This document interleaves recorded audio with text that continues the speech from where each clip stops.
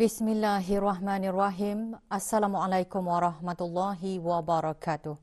Pada menjunjung titah perkenan ke bawah Duli Yang Maha Mulia Paduka Seri Baginda Sultan Haji Hassan Al-Bolkiah Muizzaddin Wad Daulah Ibni Almarhum Sultan Haji Omar Ali Saifuddin Saadul Khariwaddin, Sultan dan Yang di-Pertuan Negara Brunei Darussalam, dan merujuk kepada siaran media Jabatan Perdana Menteri mengenai makluman pelanjutan penangguhan sementara kebenaran aktiviti rentas sempadan dan kebenaran kemasukan dan keluar negeri bagi 5 buah negara di Sub-benua India bertarikh 31 Mei 2021. Jabatan Perdana Menteri memaklumkan pelanjutan penangguhan sementara kebenaran aktiviti rentas sempadan selama 2 minggu lagi bermula 16 hingga 30 Jun 2021 bagi kemasukan warga negara asing melalui pos-pos kawalan darat dan laut termasuk perjalanan transit melintasi negara Brunei Darussalam kecuali bagi kemasukan atau perjalanan transit yang telah diberikan kebenaran oleh Kerajaan Negara Brunei Darussalam. Kemasukan dan perjalanan transit melalui negara Brunei Darussalam hanya boleh dipertimbangkan bagi kenderaan-kenderaan yang mempunyai permit lintas batas dan penyata kebenaran transit yang dikeluarkan oleh Kerajaan Negara Brunei Darussalam dengan jaminan atau sokongan daripada pihak berkuasa negara yang berkenaan dengan dikenakan syarat dan prosedur kemasukan yang sedia ada bagi tujuan atas urusan rasmi kerajaan, persekolahan, perkhidmatan kecemasan seperti ambulans, polis dan tentera dan vaccinated transport operators yang berdaftar di luar negara dengan permit lintas batas yang dikeluarkan oleh Kerajaan Negara Brunei Darussalam bagi penghantaran bekalan import yang penting. Penangguhan sementara kebenaran bagi pengambilan dan penghantaran barangan milik individu di lokasi-lokasi khusus di pekarangan sempadan, checkpoints yang dibuat oleh runners berdaftar di negara Brunei Darussalam dan keluar dan masuk negeri secara ulang-alik commuters melalui pos-pos kawalan darat mahupun laut bagi tujuan pekerjaan. Penangguhan sementara kebenaran kemasukan dan keluar negeri bagi 5 buah negara dari Sub-benua India iaitu Republik India, Republik Demokratik Persekutuan Nepal, Persekutuan Republik Sosialis Demokratik Sri Lanka, Republik Islam Pakistan dan Republik Rakyat Bangladesh dilanjutkan selama 2 minggu bermula 16 hingga 30 Jun 2021 bagi perjalanan masuk semua warga negara asing yang berlepas dari atau melalui mana-mana lapangan terbang di Sub-benua India iaitu India, Nepal, Sri Lanka, Pakistan dan Bangladesh. Walau bagaimanapun, pemegang pasport diplomatik dan anggota angkatan bersenjata yang ditugaskan di negara Brunei Darussalam adalah dibolehkan untuk memasuki negara ini mengikut prosedur operasi standard SOP yang disediakan oleh Kementerian Kesihatan. Perjalanan warga negara asing yang berlepas dari Sub-benua India iaitu India, Nepal, Sri Lanka, Pakistan dan Bangladesh dengan melalui negara Brunei Darussalam secara transit dan perjalanan keluar dari negara Brunei Darussalam menuju dari Sub-benua India iaitu India, Nepal, Sri Lanka, Pakistan dan Bangladesh atas apa jua sebab atau urusan. Pemegang pasport diplomatik dan anggota angkatan bersenjata yang ditugaskan di negara ini adalah dibolehkan untuk membuat perjalanan keluar negeri serta warga negara asing yang memegang pas pekerjaan atau pas tanggungan yang mana telah dibatalkan atau pemegang Special Authorization Work Pass atau Professional Visit Visa yang telah bekerja sementara di negara Brunei Darussalam dan akan kembali ke negara asal masing-masing secara tetap. Penangguhan kebenaran ini juga dikenakan bagi warga negara asing yang telah diberikan kebenaran awal untuk memasuki negara Brunei Darussalam dari Sub-benua India iaitu India, Nepal, Sri Lanka, Pakistan dan Bangladesh melalui penerbangan yang telah dibenarkan sebelum ini. Maka kebenaran tersebut adalah ditarik balik. Syarat-syarat bagi pertimbangan keluar masuk yang dinyatakan di atas adalah tertakluk kepada penelitian Jawatan Kuasa Pandu Hal Ehwal Rentas Sempadan dari semasa ke semasa. Sebarang maklumat lanjut, layari laman sesawang www.pmo.gov.bn Palang Travel Portal atau hubungi travel hotline di talian 120 semasa waktu bekerja atau melalui email kepada travelapplication@jpm.gov.bn. Hubungan persahabatan antara negara Brunei Darussalam dan Republik Filipina perlu terus dikembangkan serta diperkukuhkan lagi pada masa-masa akan datang. Perkara tersebut dinyatakan oleh Tuan Yang Terutama Christopher B. Montero, Duta Besar Istimewa dan Mutlak Republik Filipina ke negara Brunei Darussalam pada Majlis Makan Malam dan Malam Muzik Republik Filipina bagi memperingati ulang tahun Hari Kemerdekaan Republik Filipina yang ke-123. Majlis berlangsung malam tadi di Hotel Ritz-Carlton International, Gadong. Hadir mewakili Kerajaan ke bawah Duli Yang Maha Mulia Paduka Seri Baginda Sultan dan Yang di-Pertuan Negara Brunei Darussalam ialah Yang Berhormat Pihin Orang Kaya Seri Kena Datuk Seri Setia Dr. Haji Awang Abu Bakar bin Haji Apong, Menteri Hal Ehwal Dalam Negeri. Dalam ucapannya, Tuan Yang Terutama juga melahirkan penghargaan ke hadapan Majlis ke bawah Duli Yang Maha Mulia atas komitmen negara Brunei Darussalam mengukuhkan kerjasama dua hala dan memajukan matlamat masyarakat ASEAN yang prihatin, berdaya tahan dan sejahtera. Pusat Latihan Pertanian Sinaut kini menjadi kampus pembelajaran dan penyelidikan makmal Universiti Islam Sultan Sharif Ali UNISA. Meneroka sejarah baharu, UNISA turut memperkenalkan penubuhan Fakulti Pertanian kerana sektor pertanian adalah sektor utama dalam pembangunan ekonomi negara dan kaitannya dengan kehidupan manusia. Majlis penyerahan penggunaan Pusat Latihan Pertanian Sinaut Jabatan Pertanian dan Agri Makanan kepada UNISA diadakan petang kemarin di Pusat Latihan Pertanian Sinaut Daerah Tutong. Majlis penyerahan disaksikan oleh Yang Berhormat Datuk Seri Setia Awang Haji Ali bin Apong, Menteri Sumber-Sumber Utama dan Pelancongan. Surat penyerahan Pusat Latihan Pertanian Sinaut disampaikan oleh Dayang Hajah Masliana Yulia binti Abdullah, Pemangku Pengarah Pertanian dan Agri Makanan, kepada Dr. Haji Nur Afan bin Haji Zanal, Rektor UNISA. Kementerian Sumber-Sumber Utama dan Pelancongan, Yang Mulia Pegawai-Pegawai Kanan, Rektor UNISA dalam ucapan alu-aluannya berkata penubuhan Fakulti Pertanian merupakan aspirasi ke bawah Duli Yang Maha Mulia Paduka Seri Baginda Sultan dan Yang di-Pertuan Negara Brunei Darussalam. Kita ini merafakkan syukur kehadirat Allah Subhanahu wa taala. Sektor pertanian adalah sektor utama yang penting dalam pembangunan ekonomi dan negara kerana pertanian itu sendiri adalah bersangkut paut dengan kehidupan manusia dan keberlangsungannya. Terdapat banyak ayat-ayat Al-Quran dan hadis-hadis yang berkaitan dengan pertanian. Malah dikatakan terdapat 551 ayat bersamaan 8.8%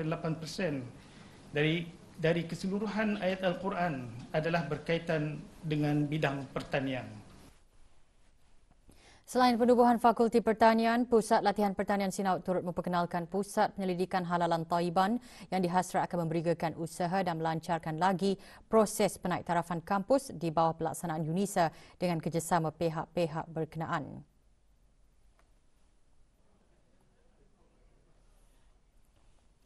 Sementara itu, penggunaan Pusat Latihan Pertanian Sinaut sebagai kampus UNISA dijangka mula beroperasi pada bulan Januari 2022 dengan penawaran beberapa program prasiswaza dan siswaza di bawah Fakulti Pertanian dan Pusat Penyelidikan Halalan Thaiban. Menurut Profesor Madya Dr. Hajah Ros binti Abdullah, Dekan Fakulti Pertanian, perkembangan fakulti-fakulti dan program-program baharu UNISA mendorong kepada keperluan tempat yang lebih luas dan selesa bagi menampung pelajar-pelajar yang semakin ramai. Justru itu, UNISA memerlukan tempat baharu bagi menampung perkembangan tersebut. Beberapa program jelas Profesor Madya telah dirancang untuk ditawarkan dalam jangka masa 5 tahun akan datang. Program yang pertama bermula pada bulan Ogos 2021 iaitu peringkat Sarjana Muda, Sarjana dan PhD dalam Pertanian Agribisnes. Tambahnya, Fakulti Pertanian juga merancang untuk mengadakan program-program kursus dan juga bengkel-bengkel yang bersesuaian bagi orang ramai, terutama sekali pengusaha-pengusaha peladang-peladang di sektor swasta berkenaan dengan aspek pertanian dan penternakan. Dengan usianya yang mencapai 15 tahun, sudah tiba masanya mesyuarat Menteri-Menteri Pertahanan ASEAN ADMM merenungkan apa yang telah dicapai oleh para ahli pertahanan ASEAN dengan meneroka cara untuk meningkatkan inisiatif dan proses. Menteri Pertahanan kedua selaku Ketua ADMM Negara Brunei Darussalam menyatakan perkara itu semasa mesyuarat tersebut kemarin. Yang Berhormat Pihin Datuk Lala Raja Major Jeneral Besara Datuk Paduka Seri Haji Awang Halbi bin Haji Muhammad Yusof juga percaya bahawa ADMM sebagai mekanisme perundingan dan kerjasama pertahanan tertinggi di ASEAN dapat melakukan dan mencapai lebih banyak lagi kejayaan.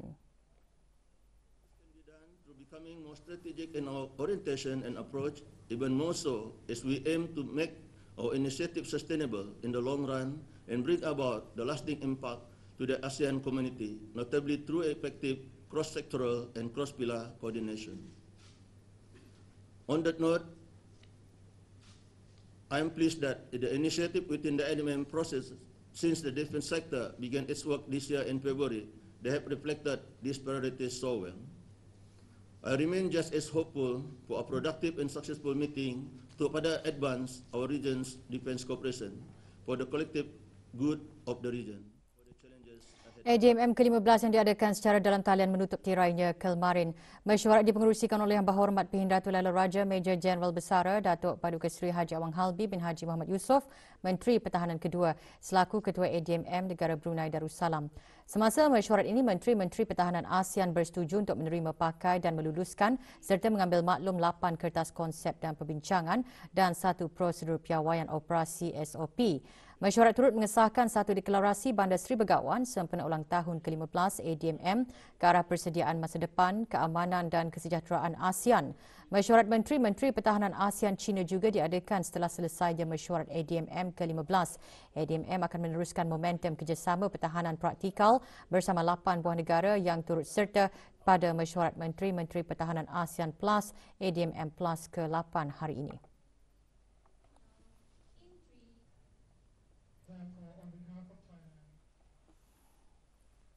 Semata Brunei menerima peluang baharu untuk memperluaskan lagi bistro dan kafe yang sedia ada di sebuah lokasi baharu di kolam renang Anggrek Desa. Dikenali sebagai Smartest Pijak Cafe, projek tersebut bertujuan meningkatkan kehidupan dewasa warga autisma dengan menyediakan peluang pekerjaan dan hidup berdikari. Perasmian Smartest Pijak Cafe disempurnakan petang kemarin oleh Yang Berhormat Major Jeneral Besara Datuk Paduka Seri Awang Haji Aminuddin Ehsan bin Pehin Orang Kaya Saiful Muluk Datuk Seri Paduka Haji Abidin, Menteri Kebudayaan Belia dan Sukan. Dalam ucapannya, Yang Berhormat berkata perasmian kafe ini memberikan peluang kepada kalangan dewasa autisma untuk meraih pendapatan asas seterusnya menjalani kehidupan dengan lebih baik.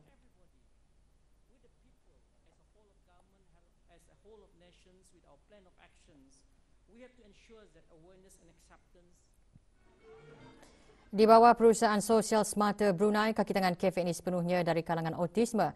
Dibuka kepada orang ramai setiap hari dari pukul 9 pagi hingga 5 petang, kecuali Jumaat tutup pada pukul 12.30 hari hingga 3 petang.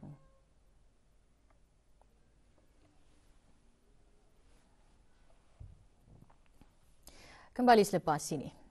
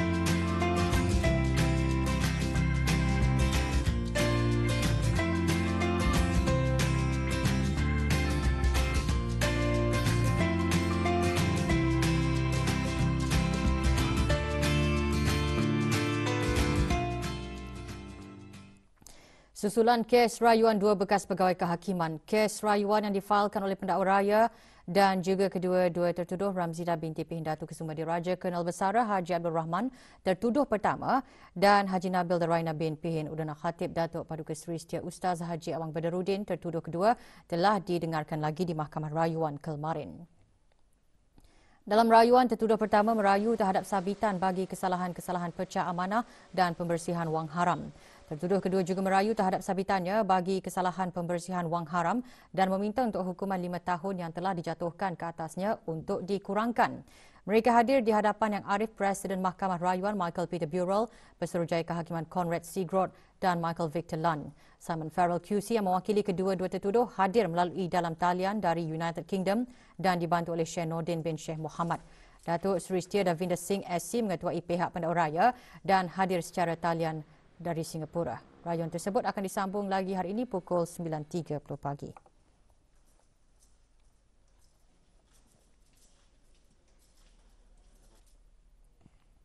Tiada kes baharu jangkitan dicatatkan kemarin. Kementerian Kesihatan dalam siaran akhbarnya mengenai perkembangan terkini situasi jangkitan COVID-19 di negara Brunei Darussalam memaklumkan 8 kes aktif masih dirawat di Pusat Pengasingan Kebangsaan. Sementara itu, jumlah keseluruhan kes di negara ini ialah 250 kes dengan kes yang sembuh 239.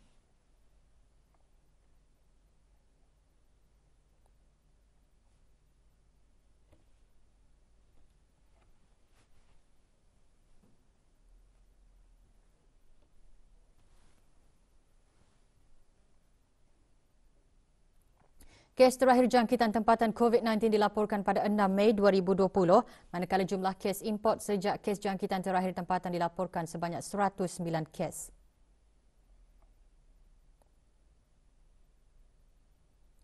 ...649 orang sedang menjalani pengasingan diri mandatori, 20,022 orang menamatkan pengasingan diri mandatori sejak Mac 2020.